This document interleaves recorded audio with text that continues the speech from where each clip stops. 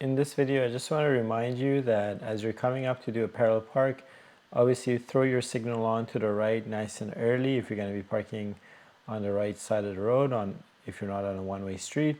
And once you stop, immediately put the car into reverse. If you don't do that, then the vehicle approaching kind of has no idea why you've stopped. They're just thinking, oh, this person is signaling to the right and holding up traffic. But if they see those reverse lights, they're more inclined to give you the space to do this maneuver. And again, this vehicle kind of realized late that we were doing this backup maneuver and decided to be back up here for us. Generally, if I see someone that's tailgating us, we just abort the maneuver and go find somewhere else to park, especially if we didn't give them enough heads up notice. So long story short, signal to the right in advance.